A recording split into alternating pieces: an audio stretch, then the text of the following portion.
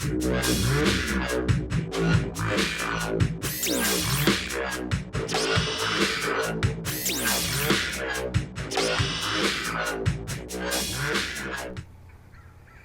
guys, Matt Allen here. Welcome back to Tactical Bassin. Today I want to talk to you guys about shaky head fishing, specifically about shaky head fishing in the springtime. We've already done shaky head videos for you guys in the past. We've talked about throwing them in the winter. We've done several on throwing them in the summertime, showing you exactly how we're doing it, when we're doing it, all those things. Down in the video description, I'll link you back to those videos. But today I want to talk about throwing them in the spring, because my baits and my approach changes a little bit. Now Tim and I actually went out earlier today and the plan was to go catch some fish, but we've got brutal post-front conditions. Here I am, it's gorgeous, right? But I drove around the lake until I found a calm spot.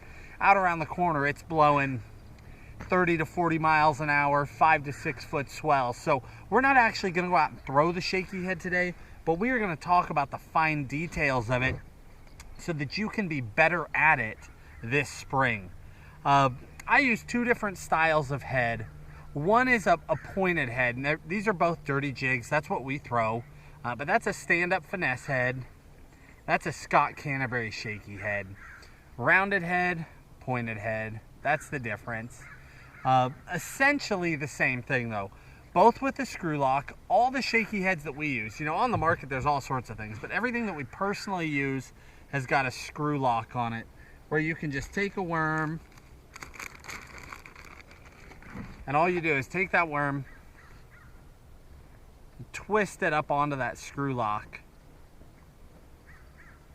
to hold it in place, if you can see that there.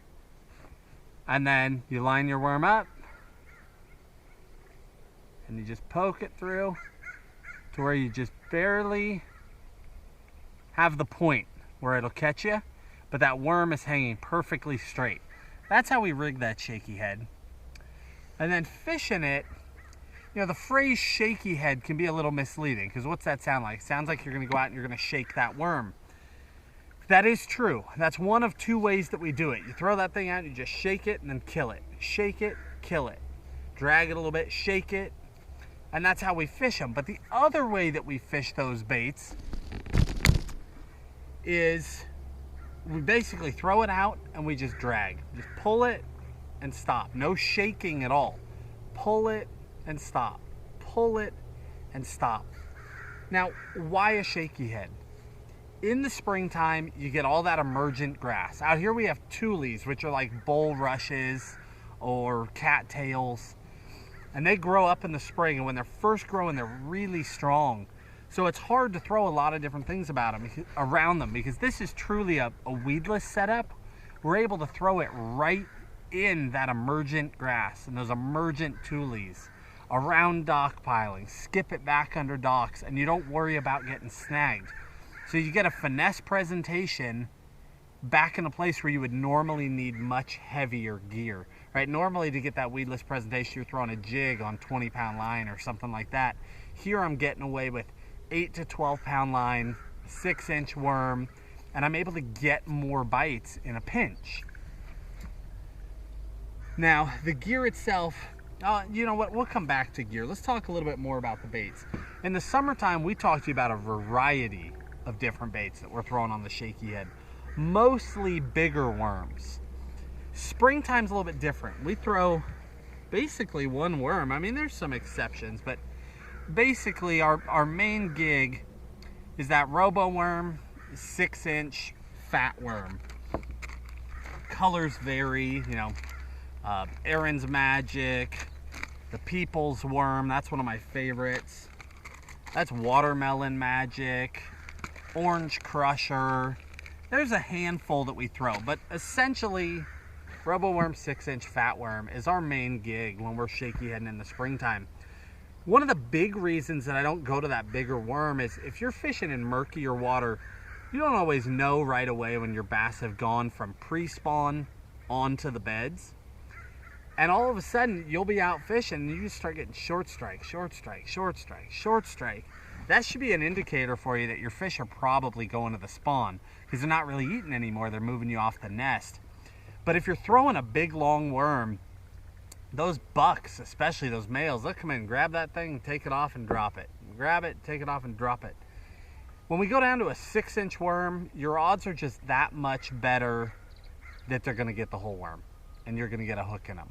So whether they're on a bed or not, whether they're out feeding or not, you can stick them. You're not just getting short strike. Short strike, that is the most miserable deal. Just bite after bite after bite after bite and you can't hook them.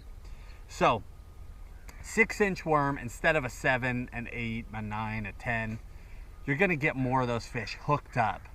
Now these have like a 3/0 to 4/0 hook in them, regardless of what brand you're throwing. You know, there's all sorts of great brands out there, but stay in that 3/0 to 4/0 hook. If you go smaller than that, you tend to bend them out when you hook big fish.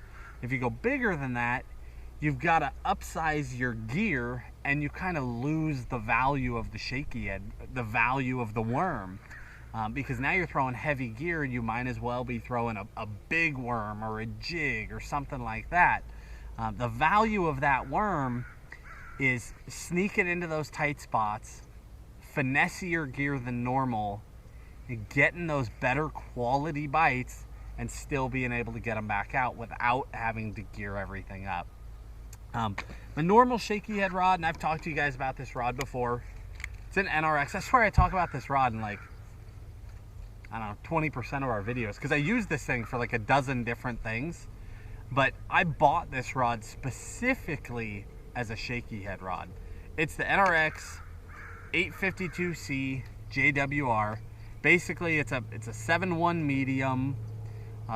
Loomis has a shaky head specific rod, and I'm not a giant fan of that rod. I actually prefer this guy to that rod.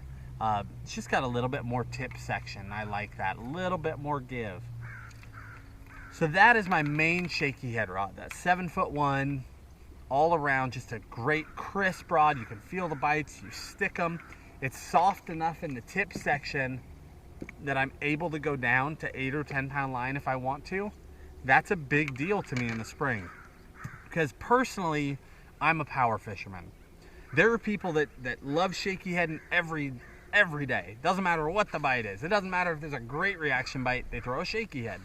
I'm not that guy. The shaky head to me is a bait that I turn to in tougher conditions. So I want a rod where I can basically finesse down my shaky head, right? I can, instead of throwing it on 12 or 15, I can drop to 10 or to 8, because I'm already coming to that shaky head because it's tough. I'm not doing it for fun. So for me, I want that ability to step it down even farther. Now today I threw the shaky head most of the day on a different rod, and it's because I was fishing around docks and dock pilings. That's that people's worm again. That's one of my favorites. Basically a brown and purple. Just a great worm. But this is an X-Pride, Shimano X-Pride. Actually, this is the Chronarch MGL. And I'm not going to totally delve into this gear, but these are both brand new things from Shimano. But we did have requests in the comments specifically to do a review of this reel. And I think we will do that. I think Tim will probably do that for you guys here in the near future. But we've had these reels for a little while now. That Chronarch MGL, just in brief, it's a killer. The price point is phenomenal. I don't remember what it is. I want to say like mid to high 2s. But for the way that the reel fishes, it fishes like an ultra high dollar reel. So again, I don't want to go into all the details. I'm sure we'll do a review of that somewhere in the near future. But if you guys are on the fence about that new Chronarch, I mean, the things you're hearing people say are true. That is one bad reel. But anyway, I'm throwing it on this X-Pride, and let me give you an actual model. It's a 1610M. So basically what that is a 6'10" medium. The reason I went to this rod is because it's short. 6'10", little tiny rod. I was fishing docks, so I wanted to be able to skip back underneath them, pitch right to the pilings, get in tight corners. So I dropped down to that 6'10". Still that same action though, where it's got a little bit of tip. I won't go all the way down to 8 pound line on this rod. I go down to 10, so either 10 or 12 on this one. But it lets me get into those really tight spots. I'm very happy with that rod as well. Great combo for the shaky head. It's a rod that I actually purchased as a jerkbait rod, and it is hands down my favorite jerkbait rod, but it doubles great for throwing that shaky head. I don't remember how I went down that tangent, but let's come back over to the gear again. Tying it all back together. In the springtime, the bucks move up into the cover first. That means the little males, they move up first. They're gonna kind of scout it out, start making beds. Sometimes they're making beds before the females even show up at all. The females come in that second wave. So the shaky head, where it shines, I can catch those bucks that have come right up on the bank, up in the brush or in the grass or whatever might be there, and I can catch those fish. But I can also back out, because when the females come up, they are more cautious. They tend to hold in cover. If there's offshore grass, they'll be in that. If there's offshore rock, if there's nothing, but say you have docks, they'll be on the last pilings out. They'll hold in the deepest water they can, but up against cover. And that shaky head, it works double duty, right? I can go ultra shallow for those bucks, and then I can bring it out. I can still get it in that deeper cover and try and catch those females, those nicer quality fish that just aren't moving up yet for whatever reason, whether it's the weather or the conditions aren't right, whatever it might be, they're still holding off. It's a 1-2 punch. You can catch both kinds of fish. So again, it's a killer deal on its own, the shaky head. You could do it all day, every day and catch a pile of fish. For Tim and I, it's a tool. We use it when conditions are getting a little bit tougher, or when we truly can't get into that cover with reaction baits, because we tend to be power fishermen in the spring. But regardless of what you are, which one of those two types, it's a deadly tool that will work for you. Try it this spring. Again, 6-inch worm. You don't need to go bigger than that. We go with that fat worm, because a normal robo worm is pretty darn skinny. We go with that 6-inch fat, so that even though it's a little worm, it's still a pretty bulky profile. It's not little by any means. So it will still get those bigger bites. You get the little bites, but you can still pick off a big one when you come through them. I hope that helps you guys. As always, all these different things we're talking about, we'll put them down in the video description so you don't have to go track them down. All the links, when you go down and you look at them in the description, all those links go to Tackle Warehouse if you want to go over and look at them there. We hope that helps. We appreciate you guys. We appreciate you watching the videos. We appreciate the feedback from you guys too. Down in the comments, you guys are always interacting with us. We really appreciate that. And always feel free to drop video ideas down there. We don't always respond to those because we do have so many people to respond to, but rest assured we see all of them. We read every single one. So if you have video ideas, things that you want covered, always drop them down in those video descriptions. You better believe that a lot of these videos we do, they come from somebody like you specifically saying, I'd like to hear about this. And if it's something we're comfortable with, something that we think we can help with, we will respond and we will do a video on that. So again, we appreciate your support. Hit that like button, subscribe to the channel. We'll talk to you soon.